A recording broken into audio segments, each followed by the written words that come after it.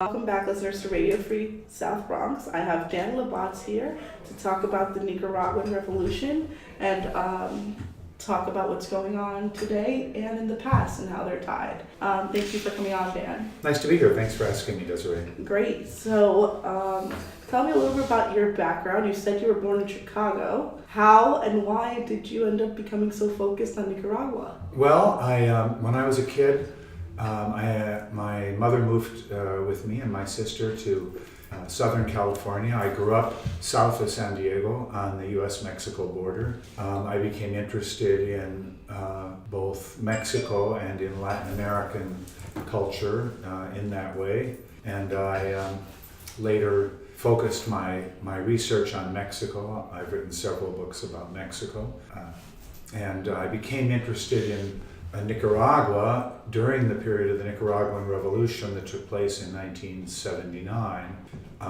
My girlfriend, now my wife, Sherry, and I went to Nicaragua, like many young people did who were enthusiastic about the movement there that had overthrown the dictatorship of the Somoza family, really a dynasty of Somozas.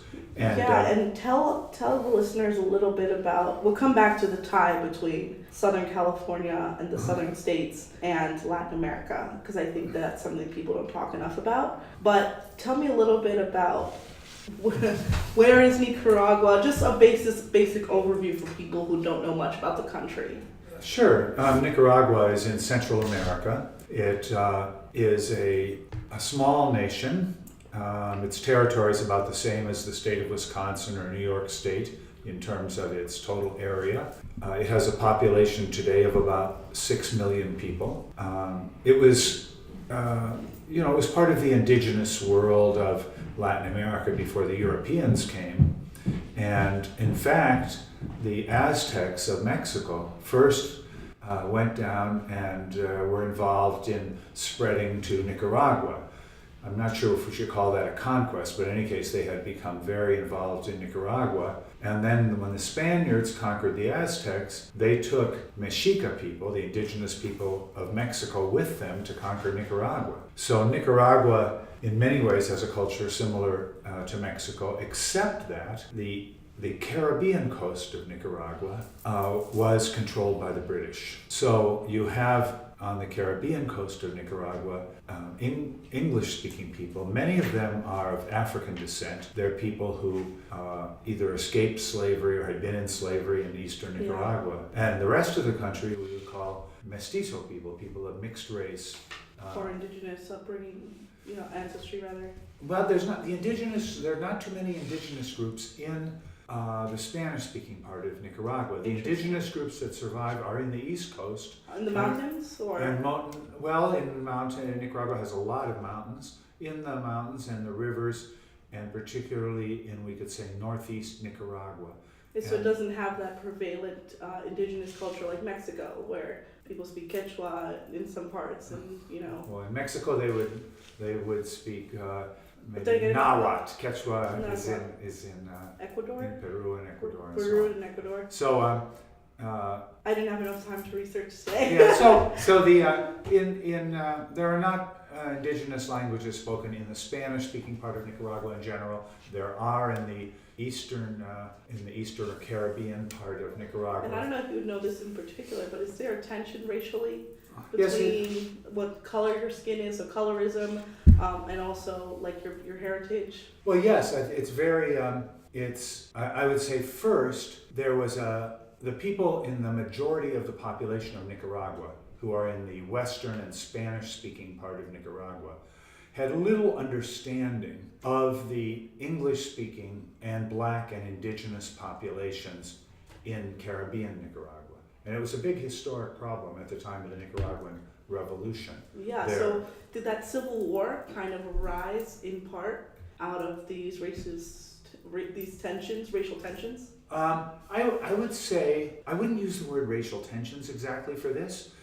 because I think that there had been so little contact that it was simply ignorance of those populations altogether. Not hatred, one race against the other. Yeah, not so much. I think it was the presumption of the Spanish-speaking people of Nicaragua and of the leadership at that time of what was the Sandinista movement that led the revolution in Nicaragua, it was just their presumption that they knew what was best and they knew what was right. And these people in eastern Nicaragua were just kind of in their way. And they didn't have really a sensitivity to what we would call today racial or ethnic or national questions. Yeah. They didn't really have a notion that you should be, that perhaps these people have to decide their own fate either within the context of your nation or perhaps they want to be a different nation.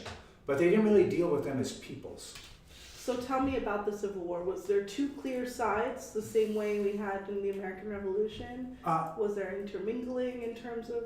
Yeah, that's a good question. So I want to go back a little further, though. That is into the 1930s in order to explain that in the if you went to the period from about 1900 to the 1930s, the United States was constantly involved in Nicaragua.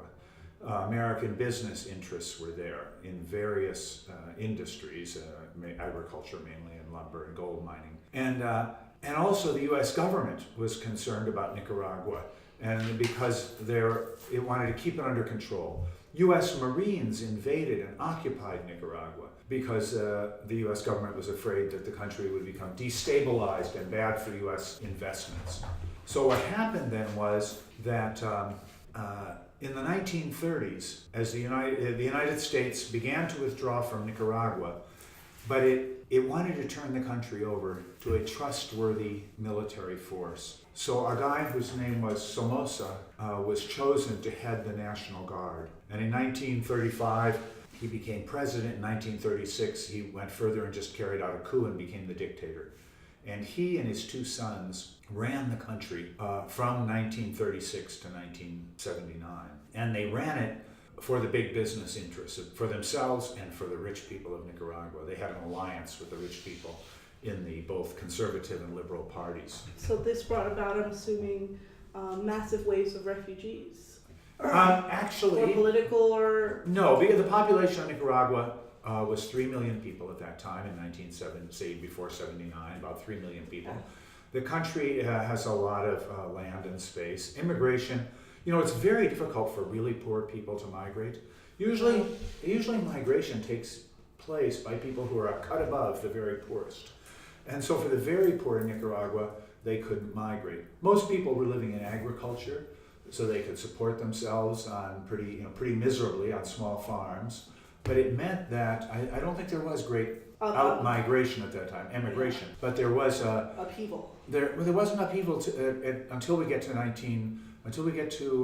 the late 1960s and started into the 70s. But of course, most Nicaraguans, there was great poverty. Mm-hmm. There was a lack of education. There was a lot of things we associate with poverty, Mm-hmm. And so the lack of health care was a very hunger, lack of health care, lack of education. Those were key issues in Nicaragua. And meanwhile, the business class was getting rich. So there begins to be resistance first by students. This often happens, because students have even in Nicaragua, the students were really poor and there weren't very many of them. They had a somewhat privileged position to look at the rest of the society and to take action.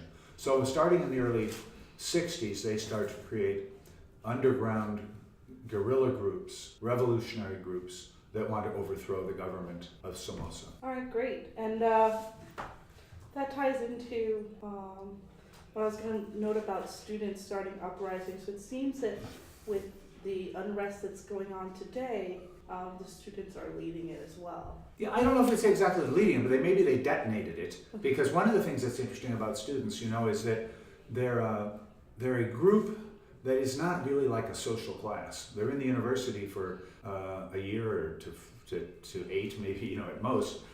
Most of them are there for a few years. They may graduate or may not. But then they're back in the society. So students usually don't have the social weight to actually lead things. But what they did, it seems to me they were a big part of detonating this. That is, people were sick of the Ortega dictatorship. He's been president now for 4 times. Yeah, so just a little bit on president, or as of, April 26th at 3 o'clock Eastern, President Ortega. He was a revolutionary in the 1980s, but then he was ousted in the 90s, reclaimed power in 2007, His wife is his vice president, and he eliminated term limits, Yeah. among other what some organizations are calling war crimes. Oh yeah, he really concentrated power in his own hands, the hands of his wife, the hands of his children. You know, it's very much like Trump. That Daniel Ortega runs Nicaragua the way Trump is trying to run the United States. We're not letting him. Yeah, we're not letting Trump do that, and the people of Nicaragua are getting sick of Ortega doing it. That is where... It's hard to have a revolution with only 4 billion people. That's revolutionizing an entire country with less than half the population of New York City. Well, I don't know that it's... Some people might say it's easier in a small country. Communication's easier, there's fewer people to reach, and so on. But I don't know that people in Nicaragua right now are seeking a revolution. That is, there's been an upheaval. There's been a revolt in Nicaragua. People took to the streets to protest. And then the government murdered, we're not quite sure how many, at least 24. Yeah, at last check, I saw the real drive for this round of anti-government protests was everything in the last 30 years, but also a 5% decrease in benefits for people who have paid into Social Security. They were going to increase Social Security for people paying and decrease the amount being put out. Absolutely. That was the thing that started this whole thing. And everyone has a grandparent, everyone has a friend who's retired. Right. And many of these young people said, my grandma, you know, I've been online reading some of the hashtag Nicaragua and hashtag SOS Nicaragua. And if you go there, and then people writing in Spanish and English and all kinds of comments with all kinds of points of view. But some people saying, you know, I have a grandmother and they were going to take away her pension. And other people talking about, you know, we're sitting quietly in our house now, you know, hearing the rebellion taking place outside, and we're so proud of our people for rising up against this. And you know, one of the people in the videos, so the president Ortega, he has relented, he has removed the decrease in benefits, but television coverage has been blocked, dozens have been dead, including at least one journalist, and basically it's been over 10 years of oppression and fraud. Now, this is the biggest uprising since Civil War ended in 1990.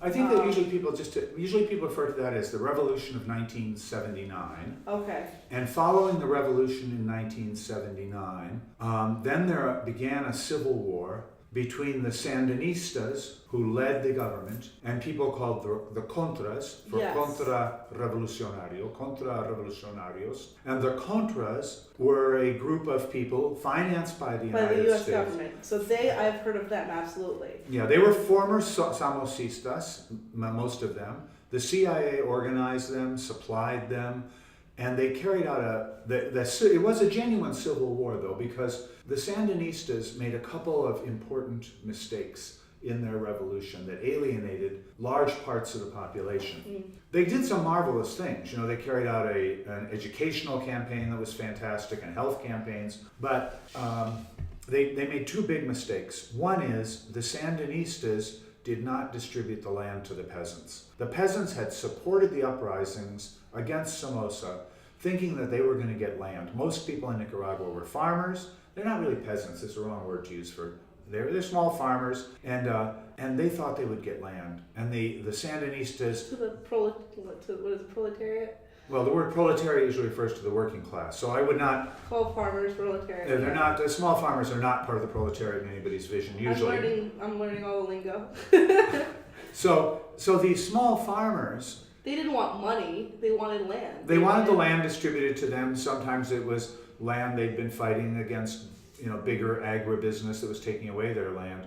And the Sandinistas, because their ideology came from the Soviet Union and came from Cuba, they were highly influenced by those countries. They wanted to nationalize all the land. And the peasants said, no, in my land, I want to own it, I want to pass it on to my children or whatever. Yeah. So that led to a number of people from the rural areas, farming people who deserted and went to, deserted the Sandinista cause and went over to the Contras. Yeah. The other group we talked about a little bit before were the indigenous populations. The Sandinistas came into the indigenous areas and they were very suspect of these people. They had no contact with them. They didn't understand their language or their culture. They knew nothing about their political thoughts. Yeah. And those areas were highly religious and not Catholic and very Protestant religious people. Yeah. And conservative and linked historically to American ports. Their business was with the United States. So they weren't necessarily people who would have become They contra-revolutionaries. didn't have a horse in the race, or Well, maybe you could say that. Yes, I think that wouldn't be bad to say. They were glad to see Somoza gone, but they weren't sure about these Sandinistas. They didn't really they were know. living mostly outside too of the government, the formal. Yes, that's true. government. That area had been less controlled by the government. But in any case, when they came to the indigenous people, they were highly suspect, and they came and they started ordering the indigenous people to leave their lands and get away from the border. And that you can understand this from a political military point of view. They didn't want this to become an area of basis for the Contras. But from the point of view of the indigenous people, they were going to lose their land. And all they have is the land. That's an indigenous culture. Yeah, absolutely.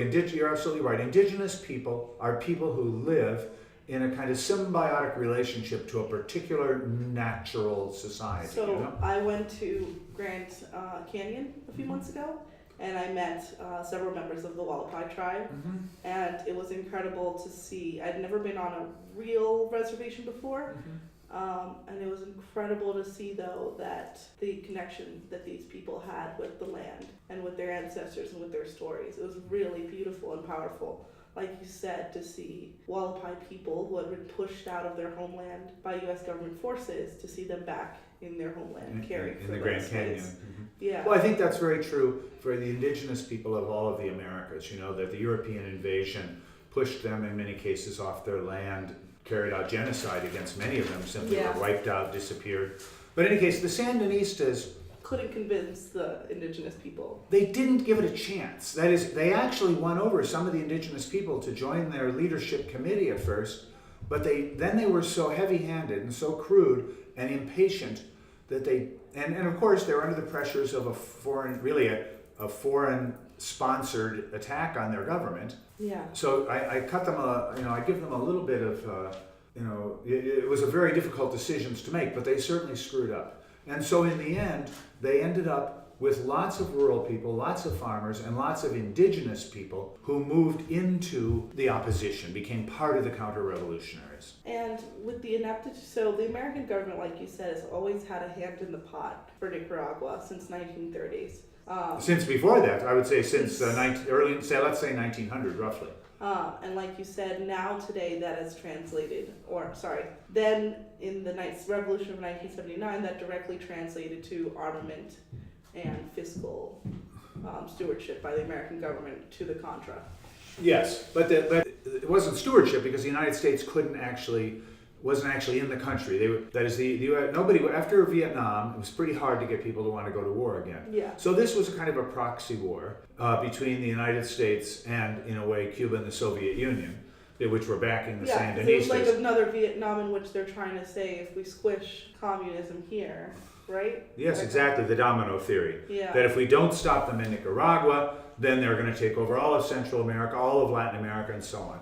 This was Reagan's kind of logic. Yeah. The domino theory, we often refer to it as. But it was... Thanks, high school world history class. Mr. Barber. I still remember this stuff. Good for Mr. Barber and you. And it's very important. The United States did try... Jimmy Carter, who has this reputation as a humanitarian, this revolution began during his presidency. And his view was, at first, they want to keep Somoza in power. Can we keep Somoza in power? Then when it's pretty clear Somoza has to go, then it was, well, can we at least keep the National Guard, which was the basis of Somoza's power? Can we keep the existing military force and the existing government in power? And then they couldn't do that. I mean, Jimmy Carter's reputation as a humanitarian is not deserved. He was not prepared to say the people of Nicaragua should run their country and we're getting out and so on, Yeah. And I think that probably, going back to our little comparison with then and now, probably right now a lot of similar discussions are taking place in the U.S. government about how to handle the problems. So I was going to go into the general body of Trump's ineptitude and the ineptitude of the government under Trump. Mm-hmm. Lord knows who's going to be Secretary of State in 2 months. Lord knows. We know right now. We know. He was confirmed today. Pompeo was confirmed today? Yeah. Okay. So with new Secretary of State Pompeo for at least the foreseeable future, as well as John Kelly still being in the White House and several of the other heavy-hitting FBI agents and people in this administration. What do you think will be the response by the U.S. government to the mounting tensions today? Well, I think the first thing the U.S. government is interested in. Let's say what they will do, and then from like a humanist, like good point of view, like Sure. if we had actual control, what they should do. Yeah, what we would do. Why don't we say what we would do? Yeah, exactly. What would we, the American people, do if we gave it some thought and had good information and so on? I think the first thing I want to say though is to characterize. After the revolution, let me get there a little bit. Yeah, no, okay. take your time. After the 1979 revolution, the country was engaged in this civil war that went on until 1990. Really, it was still going on until almost till the 1990 election. Throughout that period, many people were killed, maimed, injured. The Contras had a despicable way of attacking health clinics and schools and going after the edges of the society, but also going after institutions that were helping people. And so consequently, the people of Nicaragua were exhausted by this war. And then the Sandinistas, who had been relying on a volunteer army, decided if they were going to fight the war, they had to institute conscription. So once there's a draft, and soldiers are being drafted to go to war, then the people of Nicaragua deeply resent that. That drives a few more into the arms of the Contras. So you have a society which by 1990 is prepared to vote for anybody but the Sandinistas. They want out of the war. The U.S. government supports a woman named Violeta Chamorro. She's an important figure because her husband had been assassinated by Somoza. He was a newspaper publisher and editor and was a kind of a more democratic figure in the country. He was killed, so she had good credentials. I was not associated with Somoza. She was also an older woman who had a grandmotherly sort of appearance. Yeah. And she had an accident where she hurt herself during her campaign. I don't know whether she broke a leg, but in any case, so she was being wheeled around. And many people looked at her and felt safe. First so many people had been maimed and injured and so on. To see her injured, to see her, this grandmotherly figure. Yeah, that's the other thing. In Latin culture, the grandmother runs the family in many cases, in many families. And so to see this grandmother figure is very recognizable for them and very easily for them to trust. Yeah, I think there was a sense of trust. The U.S. government was backing her campaign, giving her lots of money, indicating they supported her. And when the election took place, much to the surprise of the Sandinistas, they lost. They would not have held the election, I don't believe, if they thought they could lose. But they held the election, they lost, and they had to step down. When Violeta Chamorro was elected, her coalition was everybody but the Sandinistas. The Communist Party was in it, the most right-wing business parties were in it, and everybody in the middle. And so the minute she was elected president, the coalition fell apart because those people couldn't get along. And the majority in the parliament, in the Congress, was held by the Sandinistas. And the army was controlled by Daniel Ortega's brother, Humberto Ortega. So the Ortegas controlled the parliament and the army. So she had to make a deal. And her son-in-law, Antonio Lacayo, made a deal. And the two Ortegas and Lacayo became the triumvirs who ruled Nicaragua for at least 6 years, 5-6 years in her presidency. So that really set the stage where Daniel Ortega becomes part of the conservative government, really, ruling the country jointly with them. And then he continues to have that role with two other presidents. And then now we get to Ortega today. Yeah, and this really takes us, that is, a whole series of the former Sandinistas got a lot of property from the government in something called the piñata. At the end of their regime, just before Chamorro came into office, they went and they had homes that they were using, and that they just took over the property. They took over offices. Of, the Nazis after World War II. They kept a lot of paintings, a lot of artifacts. I wouldn't make this comparison because I think that it's too gross myself. I'm sorry. But I understand your point. I understand your point, but even in the Middle East today, in Egypt and in Iraq, Iran, there's been a lot of plundering of antiquities. Mm-hmm. Yeah, I think in this case though, it's just that these people had governmental power. They wanted to remain wealthy and powerful people, And so they had a house they'd been allowed to use, they just took the house. They had a government office they'd been working in, they stripped the offices. And They kept took the cars, information, they yep. created NGOs. Suddenly, all the former Sandinistas no longer in government became the heads of NGOs, Wow. the heads of businesses. And no organization was able to stop them from doing this? Well, you know, when the Sandinistas became head of the government, they tried to model themselves on Cuba. They created the women's organization. They created a labor union organization. They created a student organization. They created the farmers organization. So they tried to control everything about the population through their mass organizations. This meant it was very hard for people to have a place to get a toehold in the society and build something else, to have a different point of view. Yeah.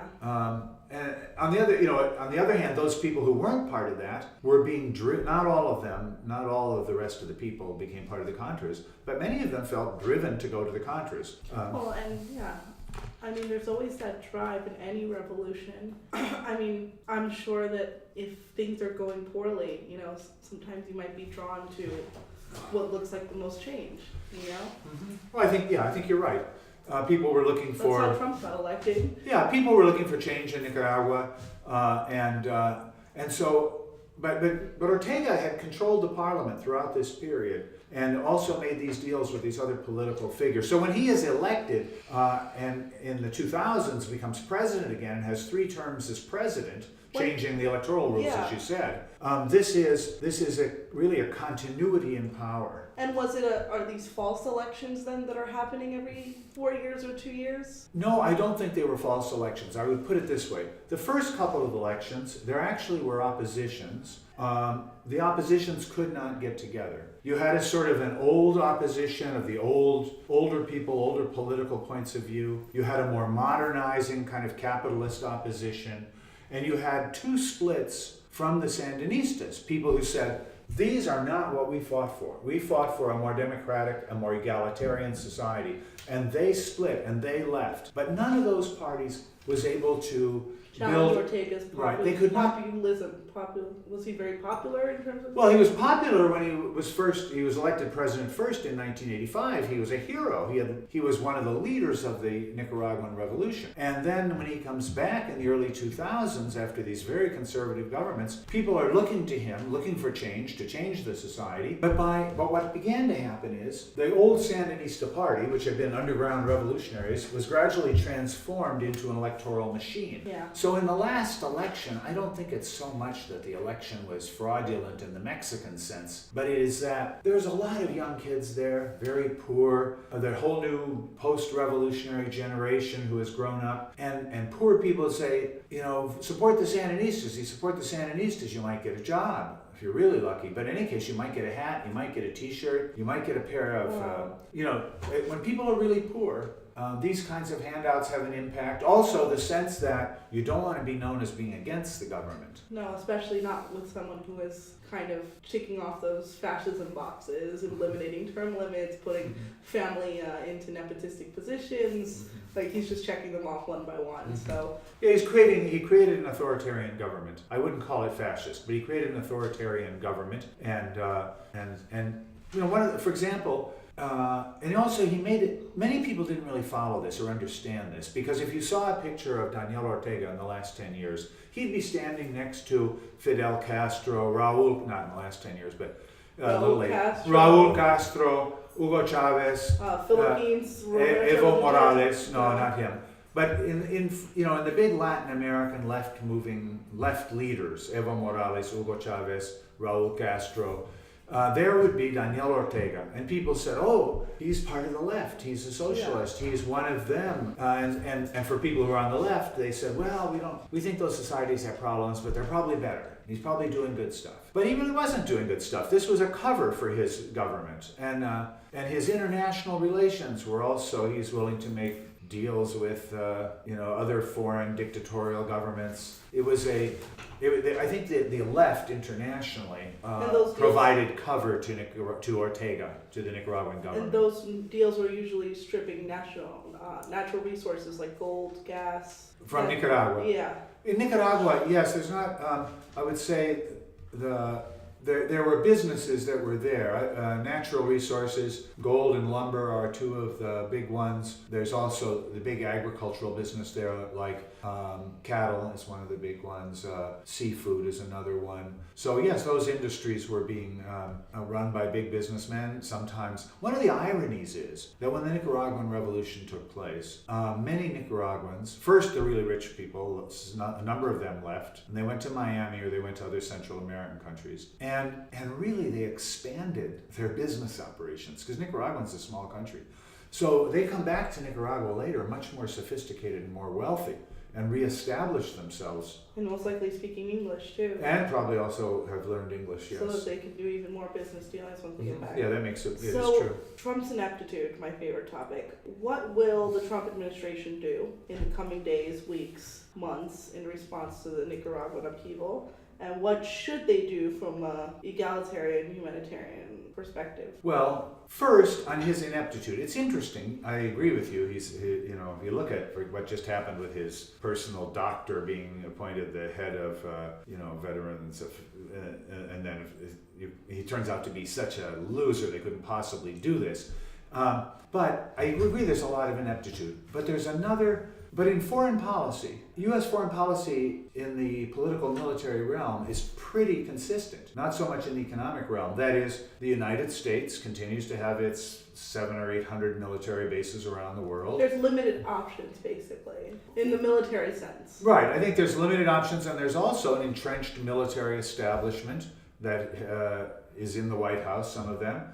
There was an entrenched foreign policy establishment. It's been pretty much destroyed in the State Department. So in the first place, I don't think his incompetence will be the dominant factor here. And he's He's not going to be hands-on on this. He doesn't even know what Nicaragua is.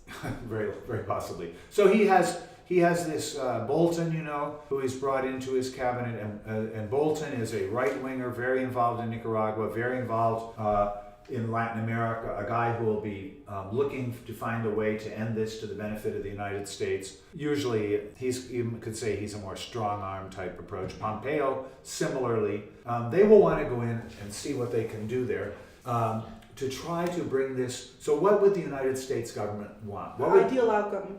The ideal outcome from the point of view of the U.S. establishment will be, can they create a new government that will be a government of big business, just like Ortega's is, but will not have the ties to Cuba or Venezuela or to Bolivia, that will be a right-wing government that will be aligned with the United States, where the U.S. business interests will be protected and new business interests will be encouraged, that'll be brought into, sometimes people say, the neoliberal, that is, into the free market world.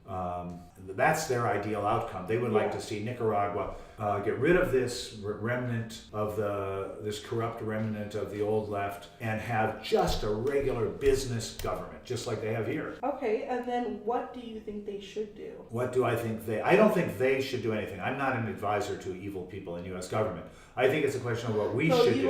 So U.S. government should stay out completely. Yeah, the U.S. government can do no good in Nicaragua or in any other place in the world. U.S. government is a government of big business. It's a government of the military. No, I'm 100% behind you. It's created the criminal justice, prison industrial complex that we have. It has oppressed people across the country. It has interfered in almost every election from forever to now. Right. So I'm no fan. I don't think they can do any good. But then the question is, what can we do? Well, in the first place, I think that those people on the left, where I kind of come from, people on the left ought to come to understand what was the nature of the governments like those in the Soviet Union and Cuba and so on. That these were governments that were run for the communist bureaucracies of those countries. Nicaragua was sort of a capitalist variant of that. And they should break with defense of that. For the American people in general have to do things like fight Trump's immigration policies. There are immigrants from Nicaragua in the United States today who are concerned about their status. They have a status called temporary protective status. And if they get deported back to Nicaragua, they're literally being handed back into the hands of revolution. of upheaval. I mean, the State Department, at least from the State Department's perspective, they've asked travelers to not visit recreationally and right, very good close point. the embassies and all that Yeah, stuff. they pulled all their people out. I think the U.S. government was caught by surprise on this, as they usually are when anything important happens. But I think that this question of TPS, if these people were sent back, they are sent back into an upheaval, as you point out. Absolutely right. They're also sent back into a country of extreme poverty, where some of them won't speak the language. Some of them have been here and have lost their Spanish. Their children never had Spanish. Some of them are Spanish speaking, but they'll return. They don't have the connections. Who knows the situation of their family? And it's a country of profound poverty. So to tell them to go back now, it seems totally unjust. And well, as all deportations are, the deportation process in the United States is extremely unjust. yeah, I agree. Yeah, but that's an entire episode. Yeah, we do that another time. So I think that what we should do is the people of the United States ought to support the Nicaraguan people's struggle for democracy there. Mm-hmm. We ought to try to figure out ways we could show solidarity. No problem. I don't know how we can show such solidarity. Well, definitely. It can be done through humanitarian groups. I'm always leery the question of what humanitarian group one might work through. Well, for that, I always recommend Charity Navigator. It's just one perspective, but it's really good. They basically scour people's organizations, like finances and the work they're doing, and give them a rating. Mm-hmm. It's not perfect, but it's a good start.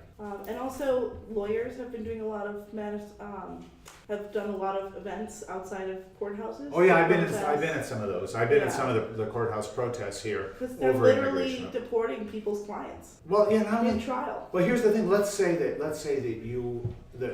someone is an undocumented immigrant, and that undocumented immigrant is called as a witness to a court case, and so they come as a witness, being good people, trying to do their duty to be a witness in a court, and they get busted, for being undocumented on their way There's so many in the stories court. like that too. Like the little girl who was getting surgery, and they basically deported her in her hospital bed right after the surgery happened.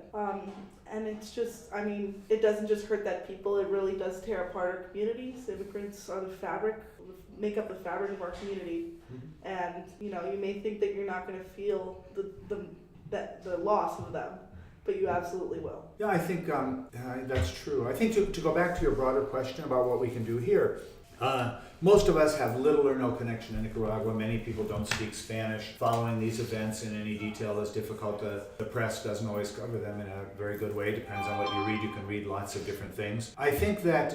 And I think we gave everyone great coverage. I'm glad you do. You're the exception. I'm glad you invited me. But I think that one of the things we can do is we can try to build in our own country a movement to change the politics of the country. And that is Trump has got to go, the Republicans have got to go. But if we want to be able to defend and help people like those in Nicaragua, the Democratic Party, It's got to go. the Democratic Party is a party that has had all of the same kind of policies. I mean, we have the involvement of the Obama-Clinton administration in the Obama administration, Clinton as Secretary of State in the coup in Honduras. Yeah, there's lots of problems, and I think the DSA is one answer to that. But I really do want to I didn't know that you were familiar with DSA. Yeah, that's how I got your message. Uh-huh. And one of the things I'm most passionate about is additional parties. Mm-hmm. Creating at least 2 more parties for our country that have equal weight and power as the others. I don't want equal weight. I want to drive those other parties out of business. I want to create a mass democratic working class party in the United States that also stands against racism and for feminism and for LGBT Well, rights. it's common decency, but Yeah, so but it's not. maybe maybe we could start the party, the common decency party, that would be like the rent's too damn high party. I It's love the kind that of guy. thing. That guy was awesome. We need to have him run for something. But I think that I agree with you very much. One of the problems in the United States is we have had the idea until very recently that the Democrats and the Republicans shared a common foreign policy, that political differences end where the water begins, and your policy for every foreign policy is shared by the 2 big But parties. how can you break down everyone's varied political views into just 2 categories? That's such faulty logic. Mm-hmm. It's People true. are more varied in their thoughts that way. Absolutely. And I do think that we need to, right now in the United States, working class people's interests aren't recognized, nor is the country capable of doing anything useful for people in foreign countries. The whole idea of foreign aid is used as a soft tool of the U.S. State Department, of the U.S. government. It is not intended to actually aid people. In the end, it's not intended to change. The question is what creates poverty. That's the big. What creates poverty? What's the nature of the system? It's a worldwide system. How do we challenge that? And it's not done through handouts. Absolutely. All right. Well, is there anything else you want to add? Well, I don't know. You said you might have some readers who speak Spanish, and so I thought it might be nice if it's okay with you to say a few words at the end of your. Not readers, I mean listeners. I'm a writer, so I'm thinking of readers. You might have some listeners who are Spanish speaking, and if I might say a word to them. Yeah, and let's definitely do your closeout first. So how do people get in touch with you? How do people keep up with what's going on in Nicaragua? Well, I'm an editor of a journal called New Politics that can be found at newpol.org. That's NEWPOL.org. And if you go to that journal, there is a way you can contact us, and I open that mail. It's one of my jobs as a co-editor of the journal. And so I would love to have people contact me at newpol.org, NEWPOL.org. They can also look at my Facebook page, Dan LeBots, DANLABOTZ. And we didn't get to drop it, but your book as well. Is this your only book so far? No, I'm the author of 11 books. I didn't think the answer was going to be yes. So this one in particular is called What Went Wrong? The Nicaraguan Revolution, a Marxist Analysis. And that will go more in depth into the Revolution of '79 that we covered briefly today. Right, and I try to give a historic background on what created the nation of Nicaragua, what gave it its historic problems, the nature of the revolution of 1979, and then the development and the creation of the regime that is today being challenged so heroically, and it's by the Nicaraguan people. Yeah, and we do uplift all the people of Nicaragua and what they're going through. The news that is making it out by young people is really sad. The death toll and the torture and the terror and all that stuff. So, hashtag Nicaragua, hashtag SOS Nicaragua on Twitter to keep up to date with what's going on there. And yeah, it's great to have such an expert cover. Well, it's really nice of you to invite me. Yeah. I think it's important we have these discussions and put it out there, absolutely. So then finally, want to give a little message to our Spanish listeners. Pues solo que quisiera decir que yo creo que nosotros como norteamericanos, como estadounidenses, tenemos que apoyar el pueblo nicaragüense en este momento cuando están en lucha contra una dictadura, contra todas las violaciones de derechos humanos que han sufrido ya por años. Y yo quiero llamar a mis compañeros aquí en los Estados Unidos, el pueblo norteamericano, que nosotros demostramos nuestra oposición a la política de Ortega, pero para nosotros más importante, nos manifestamos en contra de la política de Trump, del Partido Republicano y de la política extranjera del Partido Demócrata, que necesitamos, como hemos discutido aquí en inglés, un partido del pueblo trabajador, un partido democrático, igualitario, para luchar en la defensa de todos los oprimidos y explotados del mundo. Sí, Nicaragua libre, todos los latinos del mundo libre y para adelante vamos con la lucha. Gracias, Dan. Gracias, encantado.